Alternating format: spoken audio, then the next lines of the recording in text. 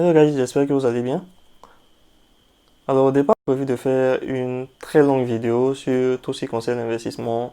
En gros, l'idée c'était de parler d'actions, d'ETF, enfin de vous donner en réalité toutes les clés pour commencer à investir votre argent plus ou moins sereinement sur un marché boursier. Puis finalement, je me suis rendu compte que la vidéo allait être beaucoup trop longue, donc ce que j'ai prévu de faire, ça va en fait être plutôt être de faire de, des mini-vidéos qui vont aborder chacune une partie de cette très longue vidéo que je comptais faire de prime abord. Donc pour commencer, on va dire que vous êtes décidé à commencer à investir votre argent, vous avez réussi à mettre de l'argent de côté, donc ce n'est pas encore suffisant pour acheter la maison de vos rêves, mais bon, vous êtes conscient du fait que cet argent, à, vous avez plutôt intérêt à l'investir quelque part afin qu'il vous produise des intérêts, vous permettent éventuellement d'acheter plus tard cette maison de vos rêves.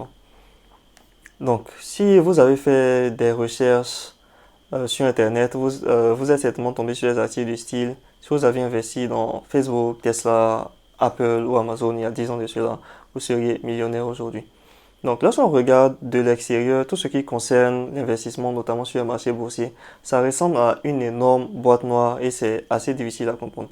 Donc, le but de ces mini-vidéos que je vais faire, ça va être de vous permettre de comprendre, ça va être de vous permettre de comprendre beaucoup plus facilement, beaucoup plus aisément tout ce qui concerne l'investissement sur le marché boursier et de vous lancer dès aujourd'hui.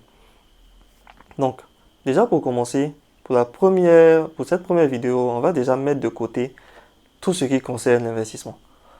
On met tout ça de côté. Et puis on va plutôt chercher à répondre à cette question. Qu'est-ce qui arrive à mon argent au fil du temps? Donc si vous avez un background en économie ou si vous avez déjà posé cette question, vous avez certainement déjà effectué des recherches et vous vous êtes rendu compte de cette triste réalité. Votre argent perd de la valeur avec le temps. Ce n'est pas que l'argent que vous avez mis sur votre compte épargne.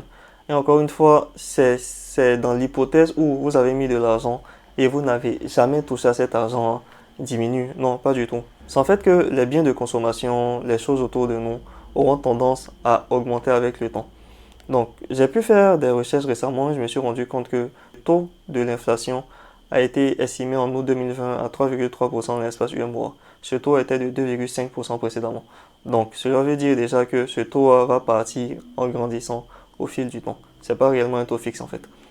Donc, on était à 3,3% en 2020. En 2021, on sera peut-être à 5 ou à 6%. Donc, ça veut dire que votre argent perd de la valeur avec le temps.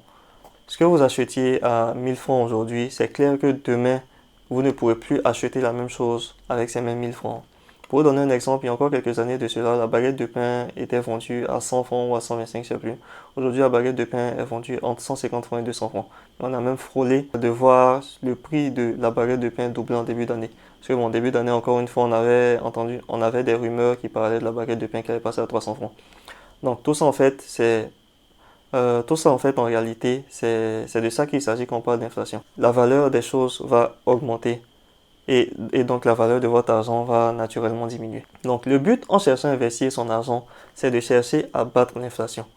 L'idée, c'est d'arriver à faire en sorte que notre argent ne perde pas de sa valeur avec le temps. Donc, si je prends un exemple, donc si le taux de l'inflation est par exemple fixé à 5%, l'objectif pour pouvoir battre l'inflation, donc pour éviter que notre argent ne perde de sa valeur, ça va être de chercher à faire grossir notre argent de 5% chaque année, afin justement d'arriver à contrer cette inflation et d'éviter que notre argent ne perde de la valeur. Donc, pour ça, supposons que vous arriviez à trouver un compte épargne qui soit rémunéré à 5%.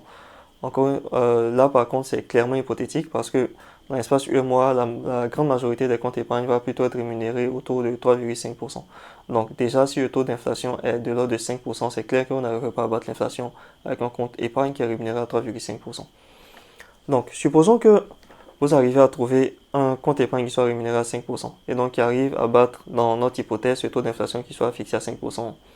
Donc, si vous placez 100 francs sur ce compte épargne qui est rémunéré à 5%. À l'année N plus 1, vous allez vous retrouver avec 105 francs. À l'année N plus 2, vous allez vous retrouver avec, je pense, 110,25 francs. Et donc, ainsi de suite, votre argent va croître de 5% chaque année et vous allez réussir à éviter que votre argent ne perde de la valeur. Mais ce n'est pas réellement ça l'objectif qu'on vise en investissant. L'objectif qu'on vise, ce n'est pas seulement d'éviter que notre argent ne perde de sa valeur.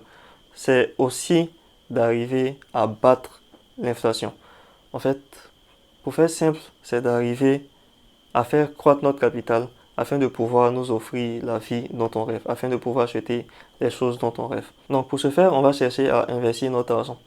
Donc c'est quoi en fait l'investissement? Donc l'investissement, ça va être toute chose dans laquelle vous allez placer votre argent et qui va vous rapporter encore plus d'argent. Donc, je prends un exemple. Supposons que vous achetiez une maison à 10 millions de francs. Vous achetez une maison à 10 millions de francs, c'est un investissement que vous faites. Vous allez avoir, de mon point de vue, deux façons de vous faire de l'argent via cet investissement. Le premier, ça va être de mettre ce bien en location.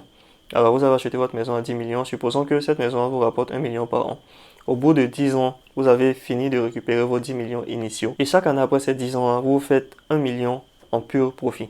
C'est un investissement qui vous rapporte de l'argent. La seconde façon, ça va être via la capitalisation du bien que vous avez acheté. Vu que c'est un bien immobilier, ce bien va prendre de la valeur au fil des ans. Et qui sait, peut-être qu'après 10 ans, ce bien va valoir le double du prix auquel vous l'avez acheté. Donc, au lieu de 10 millions, vous allez pouvoir le revendre à peut-être 20 millions, voire peut-être plus. Donc, le problème avec l'immobilier, c'est que investir dans l'immobilier demande généralement un capital plus ou moins élevé. Et si vous n'avez pas ce capital-là, vous allez passer par une banque, chercher à obtenir un prêt afin d'acquérir votre bien. Et ce prêt-là, vous allez naturellement devoir le rembourser. Donc, c'est souvent un peu trop casse. Et c'est généralement la raison pour laquelle on va plutôt chercher un moyen d'investir notre argent qui ne nous demande pas un capital très élevé, qui nous demande d'investir aussi beaucoup moins d'énergie pour pouvoir gérer cet investissement. Et donc, on va plutôt se tourner vers l'investissement sur le marché boursier. Donc, dans la prochaine vidéo, on verra ensemble ce que c'est qu'une action, on verra ensemble les différents types d'actifs dans lesquels vous pouvez investir et comment faire pour investir en bourse. Donc, on se donne rendez-vous à la prochaine vidéo. Ciao!